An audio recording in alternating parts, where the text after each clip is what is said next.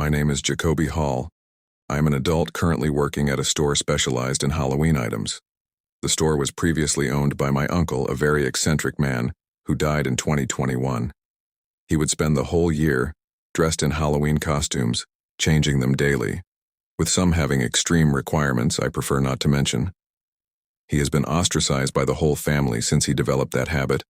Therefore, I was the only one he remained close to before his death, and the only option for ownership of the store after his demise. From that point, I opted for diversification and changed many policies for the store, especially when it came to the merchandise. Why focusing on Halloween only while there are many celebrations in a year? I chose diversification of merchandise and managed to increase profit, knowing that my uncle would not stop me from doing so with his rigid ideas and nonsensical stories, or so I thought. You see, my uncle strongly believed in the supernatural. When I asked him about his strange behaviors, he took long to open up to me, but ultimately recognized that he had nobody else to talk to concerning those things, at least at that moment. Before his death, from a post I read on this sub, he shared those revelations with a young boy called Derek in order to help him. Today, I wish I could have taken him more seriously. The day before, I arrived at the shop in the morning expecting to spend a chill time, as on Sunday I close very early. Everything seemed normal at first until I checked the stock area and found the other celebrations items reduced to ashes. There was no trace of forced entry, no trace of fire whatsoever, but the items were destroyed, except for the Halloween ones which were on display according to the current season. No need to tell you that I could not sell anything that day. Instead, I closed after the police did everything they had to do and went back home, not knowing what to think or do. As soon as I passed the entrance door, I heard loud bangs coming from the basement, series of 3 bangs separated by several seconds. It was not happening for the first time. Once more I decided to investigate, ready to defend myself and persuaded that this could not be the behavior of a robber. I made my way down the stairs while the banging continued, growing softer the more I approached.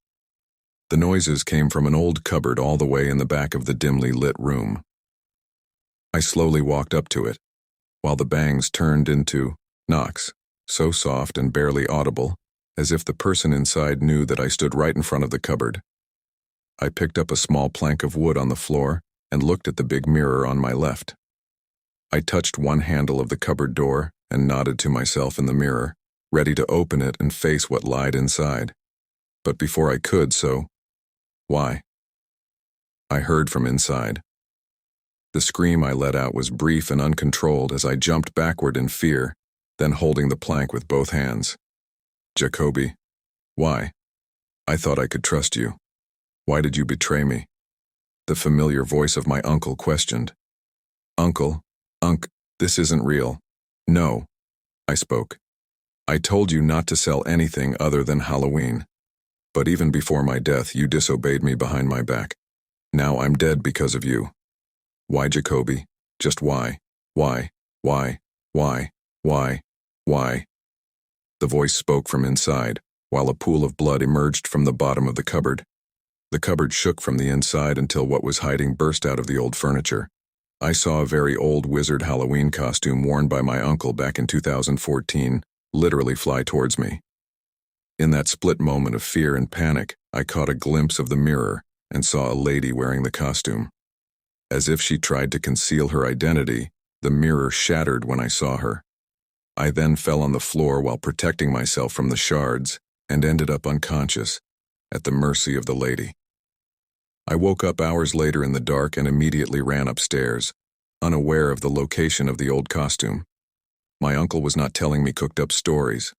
I recognized the lady in the mirror and the importance of all the things he told me, as well as the notes he had left for me to keep. I ran to the bathroom to look at my face and to check if I was marked. Fortunately, I was not. However, I could not understand why and how that was happening before Halloween. Derek, there is a lot more to those spirits than just what my uncle showed you during your meeting with him and his notes. Please, before you decide to help that girl, let us meet first instead of jumping into a situation that may quickly get out of control. I do not know what will happen to me today or tomorrow, or if I will get marked like you guys.